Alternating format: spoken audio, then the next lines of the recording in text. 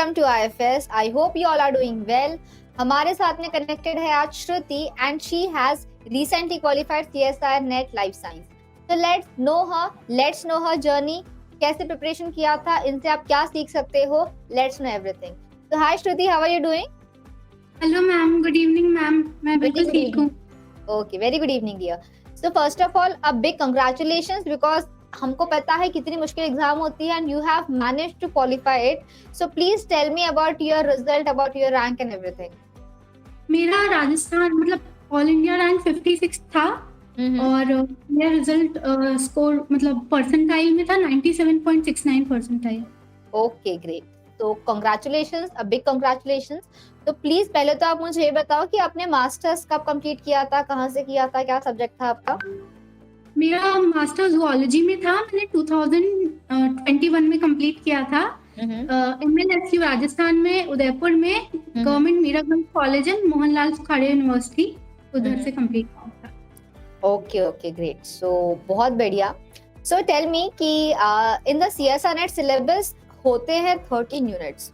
तो क्या आप मुझे बताओगे कि बीइंग अ जूलॉजी एस्पिरेंट कौन से यूनिट्स थे जो आपको इजी लगते थे, कौन से यूनिट्स आपको डिफिकल्ट लगते थे? मुझे तो जेनेटिक्स बहुत अच्छा लगता था, इजी लगता था. जेनेटिक्स अच्छा लगता था, मेथड्स भी अच्छा लगता था. और मुझे इकोलॉजी थोड़ी नहीं पसंद थी, वो मतलब मेरा पर्सनल वो है ओपिनियन है.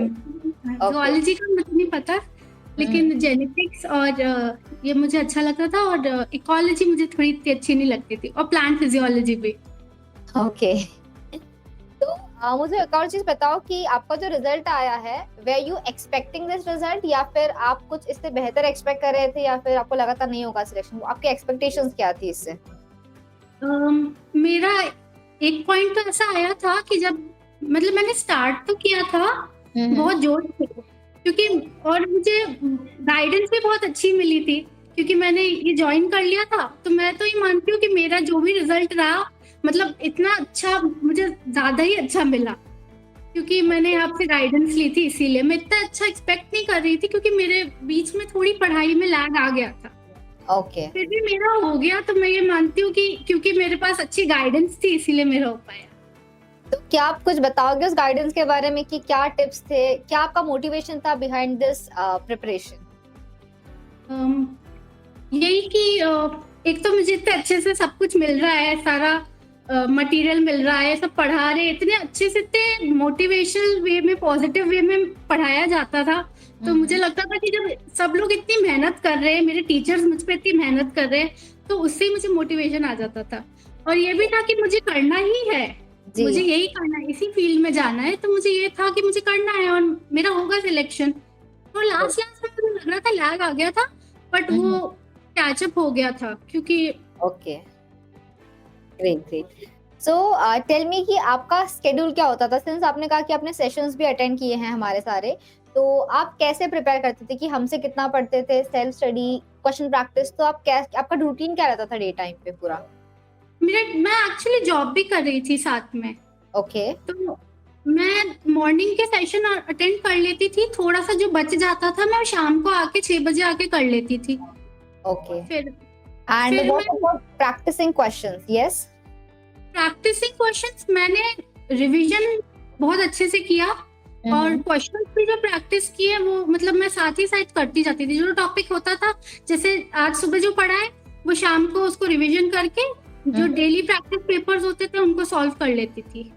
ओके. और जो एंड के मंथ्स थे उसमें मैंने क्वेश्चन प्रैक्टिस भी ज्यादा करी. ओके. तो टेस्ट सीरीज थी उनका रिवीजन और ये सब. डेफिनेटली ये अच्छी स्ट्रैटेजी है कि एग्जाम जब पास आती है तो प्रैक्टिसिंग मोर क्वेश्चंस डेफिनेटली आपको आपके एग्जाम के सिलेक्शन के एक स्टेप पास लेके जाता है डेफिनेटली. एंड टेल मी कि कौन से टॉपिक से आपको डर लगता था, या फिर लगता था यार ये मुझसे ना हो पाएगा, डर लग रहा है, प्रिपरेशन नहीं हो रही है, क्वेश्चंस नहीं बन रहे, कोई टॉपिक था ऐसा आपके लिए? मेरा तो ऐसा टॉपिक, एक तो डाइवर्सिटी मैंने इतने अच्छे से नहीं पढ़ के गई थी. ओके. और दूसरा मैंने मेथड्स नहीं, बायोकेमिस्ट्री वाला टॉपिक था, वो थोड़ा सा मैं भूल जा रही थी. Okay. So since we know कि आपके 200 मार्क का एग्जाम है, but to qualify the exam आपको लगभग 120 मार्क्स चाहिए है, 120 130 का रेंज हम एक देते हैं। तो अकॉर्डिंग टू दैट हमें नहीं लगता है कि आपको पूरे 13 यूनिट्स प्रिपेयर करने चाहिए। Tell me what is your take on that, कि आपने कितने यूनिट्स को अच्छे से प्रिपेयर किया था, क्या आपने छोड़ दिया था, आपकी क्या स्ट्रेटेजी थी? स्टार्टिंग में मैंने सारी यूनिट्स प्रिपेयर करने की कोशिश करी थी, लेकिन फिर वो हो नहीं पा रहा था सबका रिवीजन और सब, क्योंकि जॉब भी थी मेरी और फिर मैं पीएचडी भी मैंने एनरोल कर लिया था। ओके तो फिर इसीलिए मैंने सोचा कि है ना, अब मैं 7 यूनिट्स टारगेट करके चलूंगी जो मेरे को बहुत अच्छे से आती हैं, जो Okay. मतलब मेरी फेवरेट है। और जेनेटिक्स और डेवलपमेंट बायोलॉजी और मेथड्स में तो मेरे को कोई प्रॉब्लम हुई नहीं। बायोकेमिस्ट्री में भी सर ने इतने अच्छे से पढ़ाया था कि मतलब मुझे डिफिकल्ट लगती थी, पर फिर जब सर से पढ़ती थी तब मुझे लगता था कि इंटरेस्टिंग है, इंटरेस्टिंग भी लगती थी। तो इसीलिए मैंने फिर 7 यूनिट्स मैंने टारगेट करी थी। ओके बढ़िया। एंड टेल मी, हम हमेशा बच्चों को बोलते हैं कि जो संडे टेस्ट आपको मिलता है उसको मिस मत करना, full length mock test practice करो, संडे टेस्ट पूरा अटेम्प्ट करो। टेल मी कि व्हाट डू यू थिंक कि क्या बेनिफिट होता है इन फुल लेंथ टेस्ट को अटेम्प्ट करने का? इससे पहले भी मतलब मैंने दिया था एग्जाम, तो मैं क्या करती थी, टेस्ट अटेम्प्ट नहीं करती थी। फिर तो टाइम मैनेजमेंट की प्रॉब्लम आती थी और कॉम्प्रिहेंशन में कि जो क्वेश्चन है उसको पढ़ने में पढ़ के डर लग जाता था। तो उस टाइम में तो प्रेशर हैंडल करना आ जाता है। Okay okay great. So definitely yes, I think time management एक ऐसा स्किल है, बिकॉज आपके पास ऑप्शंस बहुत है। 75 में से आपको 25 सॉल्व करने हैं, बट उसको उस टाइम पे कैसे मैनेज करना है, पार्ट ए बी सी, वो सारा खेल आप लोग मॉक टेस्ट से ही सीखते हो स्टूडेंट्स। एंड टेल मी श्रुति कि आपका क्या स्ट्रेटजी था, क्या आप किस सीक्वेंस से सॉल्व करते हो पेपर, ए बी सी या सी पहले, व्हाट वाज योर सीक्वेंस? मेरा तो मैं सी पहले करती हूँ क्योंकि ज्यादा स्कोरिंग होता है और मुझे सी थोड़ा टेक्निकल पार्ट थोड़ा अच्छा लगता है, मेमोराइजेशन वाला पार्ट थोड़ा सा मुझे लगता है, तो पहले मैं सी करती हूँ। Okay okay great. और फिर बी करती हूँ, फिर ए मेरा लीस्ट फेवरेट है। एंड आप लगभग कितने मार्क्स का अटेम्प्ट करके आते हो एग्जाम में? मैं तो मेरा जो एग्जाम था, जो मेन एग्जाम था, उसमें तो मैंने पार्ट सी में 25 में से 25 ही अटेम्प्ट किए थे पार्ट सी में। Okay. उसमें मेरे 20 करेक्ट हुए थे।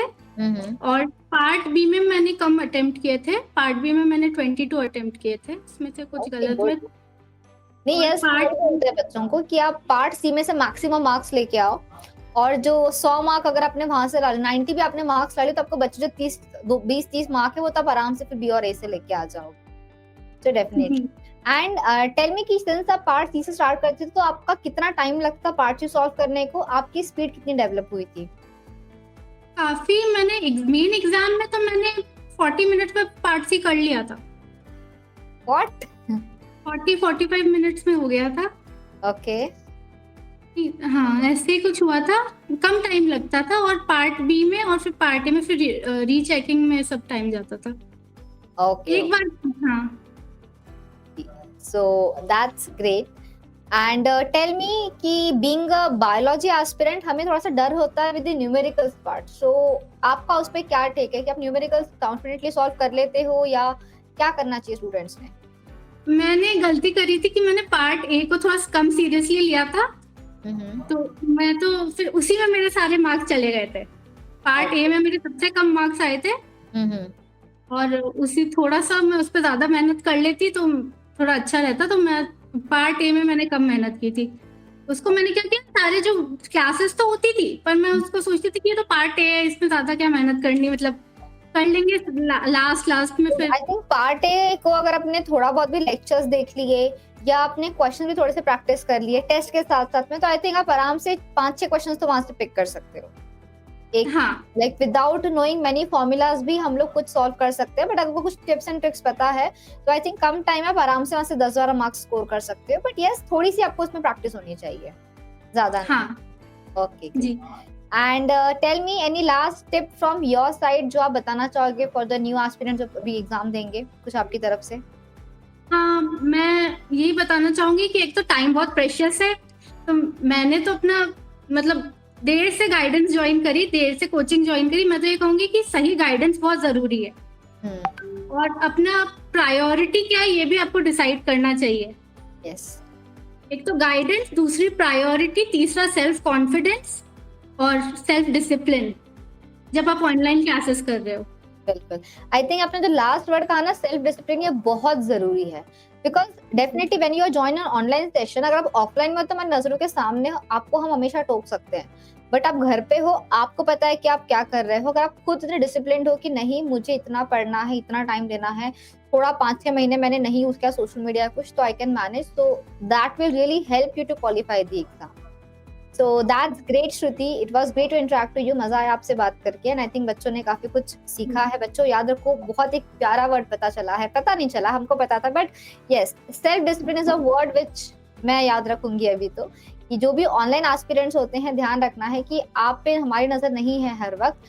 आपको खुद को पता है कि आपके टेस्ट में क्या स्कोर आ रहे हैं, आप कितना प्रिपेयर कर रहे हैं, अकॉर्डिंग टू दैट स्टडी। खुद से धोखा करोगे तो रिजल्ट फिर आपका वैसे ही धोखा देगा आपको। So don't do that thing and prepare well, and all the very best Shruti, and I Thank hope you. कि आपके जो भी aspirations है, जो भी आपको आगे करना है, आप बहुत जल्दी सारे fulfill कर लो, and a big congratulations to you on this great success. Thank you ma'am. Okay. So to all the aspirants out there, students पढ़ते रहो, self discipline रखो, जो online पढ़ रहा है, offline वालों को तो हम मिलते रहते हैं। So see you all very soon everyone. Till then, take care, bye bye, great day and a very happy learning.